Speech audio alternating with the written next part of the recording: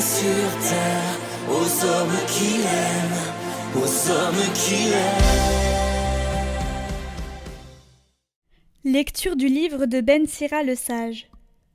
Le Seigneur est un juge qui se montre impartial envers les personnes. Il ne défavorise pas le pauvre, il écoute la prière de l'opprimé. Il ne méprise pas la supplication de l'orphelin, ni la plainte répétée de la veuve. Celui dont le service est agréable à Dieu sera bien accueilli. Sa supplication parviendra jusqu'au ciel. La prière du pauvre traverse les nuées. Tant qu'elle n'a pas atteint son but, il demeure inconsolable. Il persévère tant que le Très-Haut n'a pas jeté les yeux sur lui, ni prononcé la sentence en faveur des justes et rendu justice.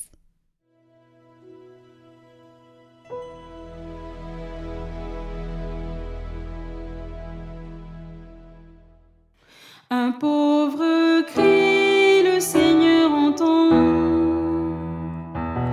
Je bénirai le Seigneur en tout temps. Sa louange est sans cesse à mes lèvres. Je me glorifierai dans le Seigneur. Que les pauvres m'entendent et soient en fête. Le Seigneur regarde les justes. Il écoute, attentif à leurs cris. Le Seigneur entend ceux qui l'appellent. De toute leur angoisse, il les délivre. Il est proche du cœur brisé. Il sauve l'esprit abattu. Le Seigneur rachètera ses serviteurs. Pas de châtiment pour qu'il trouve en lui son refuge. Un pauvre cri, le Seigneur entend.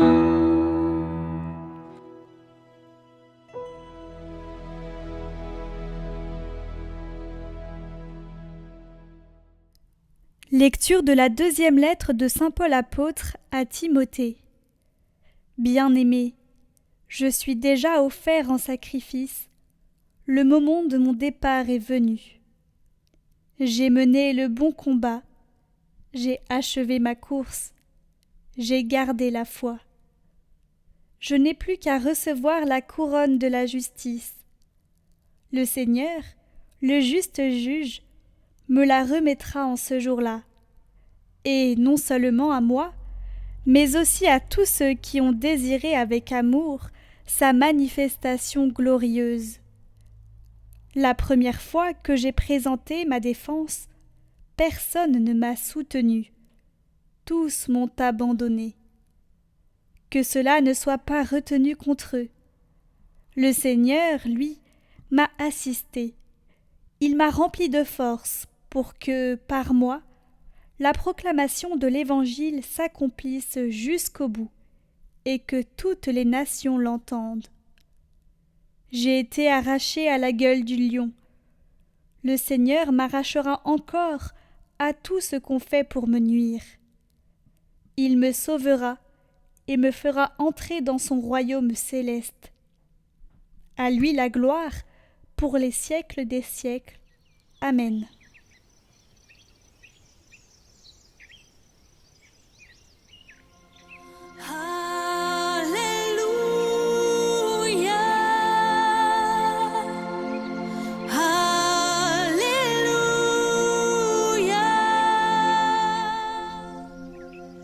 Évangile de Jésus-Christ selon saint Luc.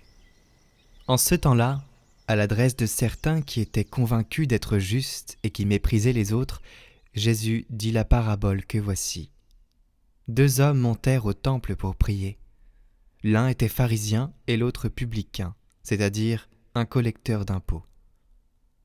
Le pharisien se tenait debout et priait en lui-même. « Mon Dieu, je te rends grâce, parce que je ne suis pas comme les autres hommes.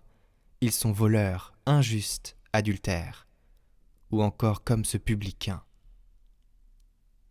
Je jeûne 2 fois par semaine et je verse le 10e de tout ce que je gagne. Le publicain, lui, se tenait à distance et n'osait même pas lever les yeux vers le ciel. Mais il se frappait la poitrine en disant « Mon Dieu, montre-toi favorable au pécheur que je suis. » Je vous le déclare, quand ce dernier redescendit dans sa maison, c'est lui qui était devenu un homme juste, plutôt que l'autre. Qui s'élève sera abaissé, qui s'abaisse sera élevé.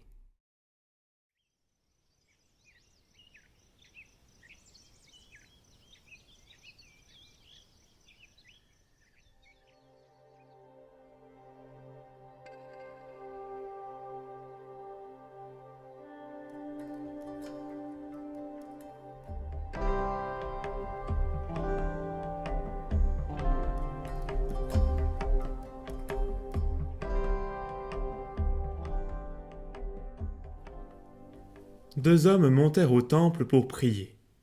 Chers amis, Jésus nous présente ce matin un tableau très simple, mettant en scène deux personnages. Le premier, debout, drapé dans sa dignité, l'autre qui n'ose même pas lever les yeux au ciel. Le premier fier de ses actes, le second honteux et prostré. L'un qui dresse la liste de ses mérites, l'autre qui se déclare pécheur, sans même détailler ses péchés. La liste serait trop longue, peut-être. Oui, tout les sépare, leur place dans le temple, leur attitude physique, leur situation morale. Car le pharisien, chacun le sait, est un homme religieux, attentif à obéir aux saintes écritures. Ce qui compte pour lui, c'est la loi de Dieu, étudiée et interprétée avec attention. Ne doutons pas trop vite de sa sincérité. Disons plutôt que cet homme est authentiquement pieux. Il veut le bien et il le fait. Sa vie réglée et ses bonnes œuvres plaident en sa faveur. Il jeûne 2 fois par semaine, il donne le 10e de tout ce qu'il gagne. Qui d'entre nous en fait autant? Quant au publicain, sa fonction est plus que problématique. Un percepteur d'impôts au service de l'occupant romain, c'est ce qu'on appellerait un collabo. Ce qui compte pour lui, ce sont justement ses livres de comptes, l'argent qu'il extorque à ses frères juifs pour le transmettre à d'impurs païens, en s'en mettant dans la poche au passage, comme Zachée. C'est un traître à sa patrie, il a les mains sales, et on comprend qu'il ne se pavane pas dans le temple. Pourtant, Jésus conclut avec cette sentence: quand ce dernier, c'est-à-dire le publicain, redescendit dans sa maison, c'est lui qui était devenu un homme juste plutôt que l'autre, c'est-à-dire le pharisien. Chers amis, comment comprendre ce renversement? Pourquoi Jésus semble-t-il agir avec injustice? Face à cette problématique, nous voici obligés de réfléchir ce matin à ce que l'on appelle la justice de Dieu. Il ne vous aura pas échappé que Jésus commence cette parabole en s'adressant à certains qui étaient convaincus d'être justes. C'est donc bien la pointe de la parabole. Qu'est-ce qu'être juste? Qu'est-ce que la justice? Alors, si vous ouvrez vos livres de philosophie, de la République de Platon à la théorie de la justice de Rawls, il existe là-dessus quantité de traités et de débats. Mais pour faire simple, on peut dire que, politiquement parlant, le mot justice renvoie au respect des citoyens et à l'égalité de leurs droits. Économiquement parlant, au respect des contrats et à l'équité des salaires. Juridiquement parlant, au devoir de châtier ceux qui transgressent la loi selon la gravité de leurs fautes. Sur le plan moral, à la droiture, l'honnêteté, l'intégrité d'une personne. Mais qu'enseignent les Saintes Écritures? Eh bien, dans l'Ancien Testament, toutes ces significations, morales, juridiques, économiques, politiques, du mot de justice, sont présentes, auxquelles il faut juste ajouter une forte dimension religieuse. Le juste n'est pas seulement irréprochable et respectueux de la loi, c'est quelqu'un de pieux, c'est un fidèle du Seigneur, et tel est bien l'idéal que notre pharisien ce matin veut honorer. Mais dans cette parabole, Jésus apporte un élément nouveau. L'Évangile nous révèle que la justice est avant tout un don divin, une surabondance de grâce et de pardon. Donc, évangéliquement parlant, le juste, c'est l'homme pardonné. Il ne revendique pas ses actes bons, il ne se glorifie pas d'avoir fait le bien, il n'est ni dans la fierté, ni dans l'autosatisfaction. Il est dans l'humilité du cœur. L'humilité du cœur. Mon Dieu, prends pitié du pécheur que je suis. Le pape François, alors qu'il venait tout juste d'être élu, reçoit cette question. « Qui êtes-vous, pape François ?» Et sa réponse fut « Je suis un pécheur. Et, ajoutait-il, un pécheur pardonné. » L'humilité du cœur. Chers amis, en Dieu, justice et miséricorde s'entremêlent. C'est le mystère de Dieu qui, en Jésus, offre son pardon aux hommes pécheurs qui l'ont offensé. Et quel pardon! Un pardon accordé au prix de la mort de son Fils. Dieu se réconcilie le monde en son Fils. Tout homme a désormais le Fils miséricordieux comme avocat, comme bouclier de miséricorde. C'est le psaume 83 qui prophétisait en disant « Dieu, vois notre bouclier, regarde le visage de ton Messie. » Alors bien évidemment, la justice n'a perdu aucun de ses droits. Nous ne pouvons pas tuer, médire, voler, être glouton, menteur, violent, jaloux, avare, etc. Tout péché reste incompatible avec la sainteté et la bonté de Dieu. Dieu ne se résigne pas à ce que sa créature vive dans la médiocrité. Le moindre péché fait de nous un pécheur. Sur bien des aspects, le pharisien est un modèle. Et malheureusement pour lui, il n'a pas l'humilité du cœur pour se reconnaître pécheur. Alors, chers amis, petite question, une question très sérieuse. Et nous, qu'en est-il? Sommes-nous comme ce pharisien, incapables de nous reconnaître pécheurs? Ou comme ce publicain, humble de cœur? Je vous rappelle ces mots du pape François. Je peux certes parler avec le Seigneur, lui demander directement pardon, l'implorer. Mais il est important que dans un confessionnal, je me place moi-même devant un prêtre qui représente Jésus, que je m'agenouille face à notre mère l'Église, appelée à distribuer la miséricorde de Dieu. Il y a une objectivité dans le geste de s'agenouiller devant un prêtre, qui à ce moment-là devient l'instrument par lequel la grâce me parvient et me guérit. Chers amis, nous ne sommes pas des saints. Nous sommes tous des publicains, des petits traîtres, des petits collaborateurs du malin. Nous sommes tous aussi des pharisiens qui jugeons les autres, agissant avec prétention et orgueil. Nous sommes tous des injustes, des pécheurs. Mais Dieu nous accueille tous dans ce temple qui est sa maison. Demandons au Seigneur ce matin de nous revêtir du manteau de sa justice, de l'onction de sa grâce, de la joie de son pardon. Seigneur, aie pitié de nous, aie pitié du pécheur que je suis. Frères et sœurs, la Toussaint approche. Alors vous me voyez venir avec mes gros sabots. Pensons à nous confesser, ayons l'humilité du cœur. Et que la bénédiction de Dieu Père, Fils et Saint-Esprit descende sur vous tous et repose à jamais.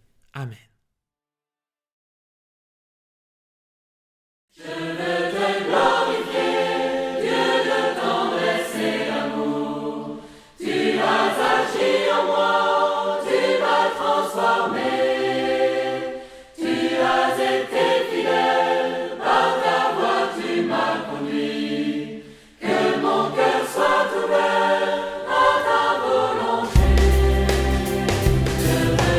Glorifier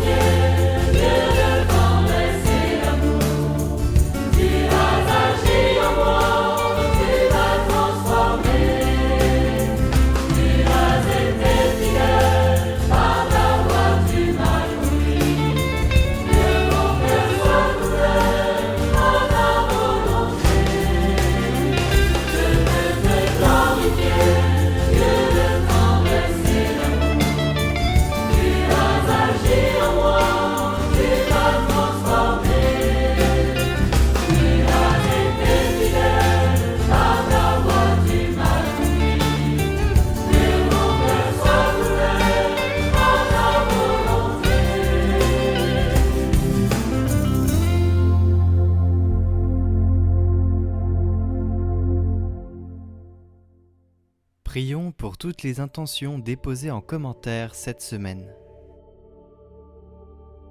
Notre Père, qui es aux cieux, que ton nom soit sanctifié, que ton règne vienne, que ta volonté soit faite sur la terre comme au ciel. Donne-nous aujourd'hui notre pain de ce jour. Pardonne-nous nos offenses, comme nous pardonnons aussi à ceux qui nous ont offensés. Et ne nous laisse pas entrer en tentation, mais délivre-nous du mal. Amen. Je vous salue Marie, pleine de grâce. Le Seigneur est avec vous. Vous êtes bénie entre toutes les femmes, et Jésus, le fruit de vos entrailles, est béni. Sainte Marie, Mère de Dieu, priez pour nous pauvres pécheurs, maintenant et à l'heure de notre mort. Amen.